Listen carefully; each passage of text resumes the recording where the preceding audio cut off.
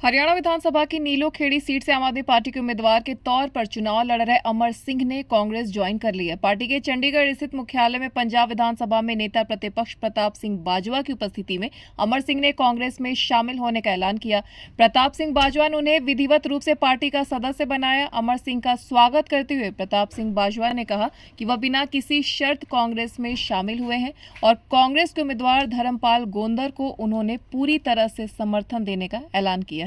Congress join करने के बाद अमर सिंह ने कहा कि अगर मैं चुनाव लड़ता तो इसका सीधा लाभ भाजपा को होता। वोट का विभाजन न हो, इसे सुनिश्चित करने के लिए ही मैं कांग्रेस में शामिल हुआ हूं। तो वहीं प्रताप सिंह बाजवा ने कहा कि सिख समुदाय के अधिकांश लोगों ने अमर सिंह से अपील की थी कि वे उन्हें वोट देना चाहते हैं, लेकिन अभी वे बीजेपी को किसान विरोधी, दलित विरोधी, पिछड़ा वर्ग विरोधी और जवान विरोधी होने का सबक सिखाना चाहते हैं। चुनाव से कुछ ही दिन पहले चुनाव के सबसे महत्वपूर्ण समय में उन्होंने कांग्रेस में शामिल होने और आपकी उम्मीदवारी से हटने का फैसला किया है।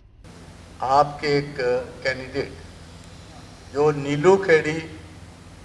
19 नंबर रिजर्व कॉन्स्टिट्यूंसी है करनाल पार्लियामेंट में, उससे कंटेस्ट कर रहे थे। उन्होंने कांग्रेस के कैंडिडेट धर्मपाल गोंदर जी को अपना समर्थन देने का आज फैसला किया। दाहिनी तरफ on the right is sitting star Amar Singh ji, reserve constituency से। और मैं इस बात की भी जानकारी देना चाहता हूँ कि बड़े पैमाने पर तकरीबन 20 से 25 हज़ार सिख समाज का वहाँ वोट है। और सिख समाज जो था उसमें ये बहुत बड़ी एक दुचित्ती में थे वो, क्योंकि उनका मन था कि इस दफ़ा डायरेक्ट फाइट में कांग्रेस और बीजेपी के, वो चाहते थे कि कांग्रेस को जिताना और भाजपा को हराना। जो 10 साल की ये मोस्ट करप्ट और इनएफिशिएंट गवर्नमेंट थी खट्टर और सैनी साहब की, तो जहां भी हमारे भाई सामर सिंह जी मुझे बता रहे थे कि जहां भी मैं जाता रहा, क्योंकि बहुत लंबा अरसा तकरीबन 25 साल लगातार ये गुरु घर से जुड़े हुए हैं, ग्रंथी का काम भी कर चुके हैं, रिलीजियस एक लीडर हैं और बड़े पैमाने पर हमारे लोगों की आस्था इनके साथ जुड़ी हुई थी। वो चाहते थे कि इनको सपोर्ट किया जाए, मगर मेजॉरिटी सिख जो थे उस सीट पर और सारे हरियाणा में भी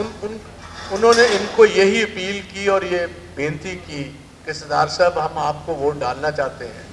मगर हमारा बेसिक मकसद इस दफ़ा हमारा एम है कि जो एंटी फार्मर, एंटी दलित, एंटी बैकवर्ड क्लासेस, एंटी जवान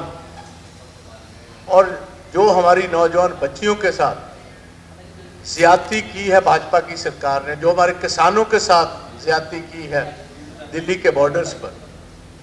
हमारी भर्ती खत्म कर दी है, उसके लिए हम भाजपा को एक सबक सिखाना चाहते हैं। वोट तो हम आपको डालना चाहते हैं, मगर इसमें हमें लग ऐसा रहा है कि अगर हमने अपनी वोट की डिवीजन कर दी तो इसके डायरेक्ट बेनिफिट भाजपा को। तो कुछ इंटरमीडिएटरीज ने बीच में इनसे बात की और मैं बहुत मशहूर हूँ इनका कि चंद दिन पहले इलेक्शंस, जो सबसे क्रूशियल टाइम है हमारा, आज ही कुछ साथियों ने करनाल से मुझे कॉल किया है और बिना शर्त सर अमर सिंह जी ने ये फैसला किया कि इंडियन नेशनल कांग्रेस के जो कैंडिडेट हैं वो और उनके सारे साथी समर्थन देंगे और ये अपने आप को आपकी कैंडिडेचर से विड्रॉ करेंगे। तो मैं सबसे पहले इंडियन नेशनल कांग्रेस की फैमिली में इनकी ज्वाइनिंग पर इनको वेलकम करूंगा। इनका एक ही मकसद था, ये भी ये मानते हैं जो कांग्रेस मानती है और जो कांग्रेस की लीडरशिप भी स्टेट में कह रही है कि मुकाबला डायरेक्टली जो अर्बन सीट्स है वहाँ है बीजेपी और कांग्रेस की, और रूरल हरियाणा में तो मुकाबला ही नहीं। तो इसमें और हमारा ये मानना है कि जितनी और पार्टियाँ हैं, एंड स्पेशली आप जो है, जब से इनके साथ अलायंस नहीं हुआ, इनका मकसद ही ये था कि कांग्रेस को हराएं। इन्होंने कैंडिडेट्स ही ऐसे चुने हैं जो बेसिकली वोट कांग्रेस की तरफ काटते थे और इसीलिए मैं इनको बहुत मशकूर हूँ, इन्होंने जब ये बात महसूस कर ली कि मेरी अगर लंबा अरसा मैं इसी कैंपेन में रहता हूँ, जितने भी वोट इनकी तरफ कम्युनिटी की, सिख कम्युनिटी की काफ़ी ज़्यादा वोट आ रही थी,